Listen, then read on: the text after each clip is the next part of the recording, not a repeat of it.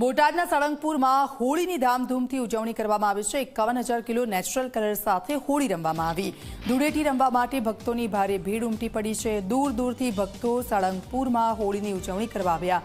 આશરે 70 ફૂટ ઊંચાઈથી colour blast કરવામાં આવ્યો। ધૂળેટીની ઉજવણી દરમિયાન ભક્તોમાં ઉત્સાહનો માહોલ જોવા મળ્યો।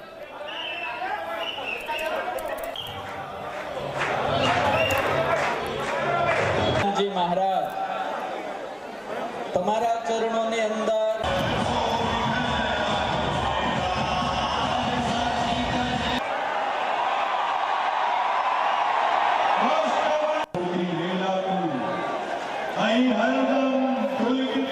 દ્રશ્યો સાળંગપુરના બતાવી રહ્યા છે। 51,000 કિલો નેચરલ કલર સાથે ત્યાં ભક્તોએ હોળી રમી હતી। દાદાના આશીર્વાદ લીધા હતા, દર્શન કર્યા હતા। દૂર દૂરથી ભક્તો હોળી રમવા માટે ત્યાં આવ્યા હતા।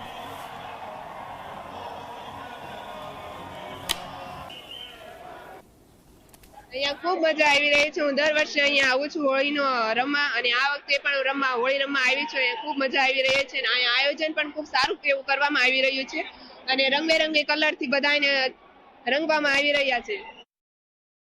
અમે લોકો પાલીતાણાથી સ્પેશિયલ હોળી માટે સાળંગપુર ધામ પધાર્યા છીએ। અમને અહીંનું જે આયોજન જોઈ બહુ જ મજા આવી ને આ હોળીમાં બહુ જ મજા આવી। બહુ જ સરસ આયોજન છે ને ખૂબ જ એન્જોય કર્યું અમે।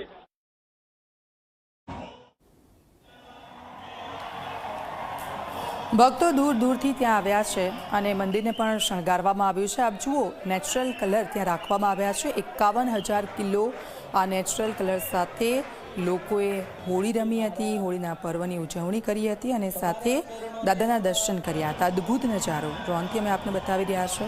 બીજી તરફ અલગ અલગ રંગો ઉડી રહ્યા છે અને તેનાથી કલરફુલ વાતાવરણ જોવા મળ્યું।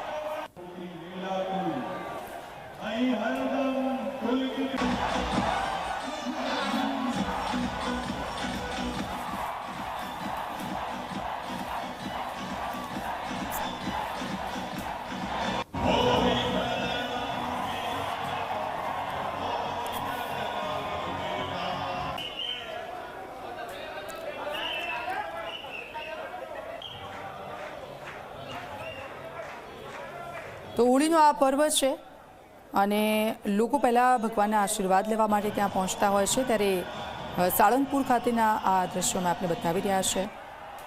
હોળી માટે એક અલગ જ વ્યવસ્થા ત્યાં કરવામાં આવી છે। ભક્તો ત્યાં આવી રહ્યા છે, અમને કોઈ અગવડ ના પડે તેની પણ સારી એવી વ્યવસ્થા અને આ સાથે જ ધૂળેટી રમતા ભક્તોનો અદ્ભુત નજારો જોવા મળી રહ્યો છે। દૂર દૂરથી દાદાના દર્શન માટે આવી રહ્યા છે। 51,000 કિલો આ નેચરલ કલર ત્યાં રાખવામાં આવ્યો છે અને ડ્રોનના આ દ્રશ્યો જ્યાં જુઓ ત્યાં ભક્તોનું ઘોડાપૂર જોવા મળી રહ્યું છે। હર્ષોલ્લાસ અને ઉત્સાહ સાથે દાદા સાથે લોકો હોળી રમ્યા।